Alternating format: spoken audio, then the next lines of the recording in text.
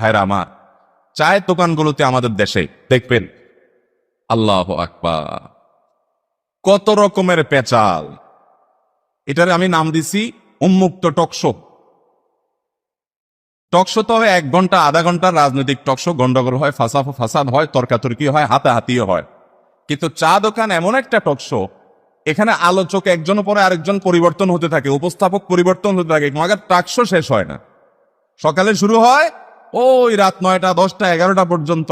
এক বুড়া বাইর হয়, আরেক বুড়া আসে, একজন বাইর হয়, আরেকজন আসে।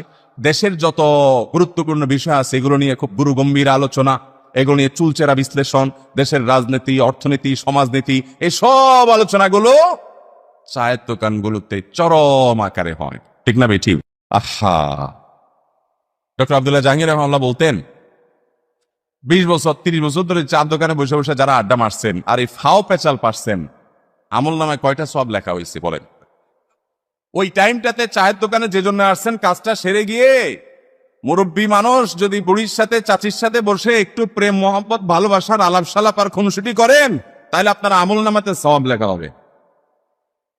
হ্যাঁ আমার, আল্লাহ রাব্বুল আলামিনের কাছে জীবনের প্রত্যেকটা বিষয়ের হিসাব দিতে হবে। বেহুদা কোনো বিষয় একজন মুমিনের এনার্জি, তার বিবেক, তার বুদ্ধি, তার সময়, তার কথা, তার লেখা, তার ভাবনা কোন অবস্থাতে ব্যয় হতে পারে? মুসলমানের প্রতিটা সেকেন্ড দামি, প্রতিটা মুহূর্ত দামি, প্রতিটা সময় তার মূল্যবান, মহামূল্যবান। কারণ এটা দিয়ে সে হয় জান্নাত কামাতে পারে, আর এটার অপব্যবহারের কারণে তার জাহান্নামে যেতে হতে পারে।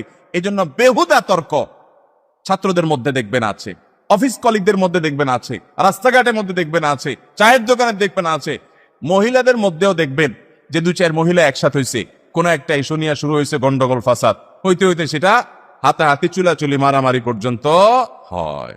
হয় কি হয় না বলে? আপনি আমি যদি ভালো মুসলমান হতে চাই, নবীজি সাল্লাল্লাহু আলাইহি সাল্লাম আমাদের জান্নাতের দায়িত্ব নেক, সেটা যদি আমরা চাই, জান্নাতে যাওয়া নিশ্চিত যদি করতে চাই, তাহলে সেক্ষেত্রে এই বেহুদা তর্ক বর্ষা এড়ানোর কোনো বিকল্প নাই। বিশেষ করে অবাধ তথ্য প্রবাহের যুগে ফেসবুক প্রজন্ম, আমাদের মধ্যে যে কত তর্ক বিতর্ক, সুবহানাল্লাহ। নিজের চরকায় তেল দেওয়ার কোনো খবর নাই, দুনিয়ার যত ঝামেলা আছে বুঝি না বুঝি সব বিষয় মাথা ব্যথা করি। সবচেয়ে খারাপ লাগে যখন দ্বীনের নামে, ইসলামের নামে ঘন্টাকে ঘন্টা, অনেকে আছে ফেসবুকে দাওয়াতি কাজ মানেই হলো উনি শুধুমাত্র এর গোষ্ঠী উদ্ধার করবে, ওর বিরুদ্ধে লিখবে, ওইটার জবাব দিবে, এইটা করবে ওইটা করবে, এই ছাড়া আর কিছু নাই। মানে ইসলামটা মানেই হলো তর্ক বিতর্ক আর ঝগড়াঝাটি। ব্যাপারটা কি সেরকম? ভাইরা আমার, অবশ্যই আপনি অসৎ কাজের বাধা প্রদান করবেন, কিন্তু সেটা এত সুন্দরভাবে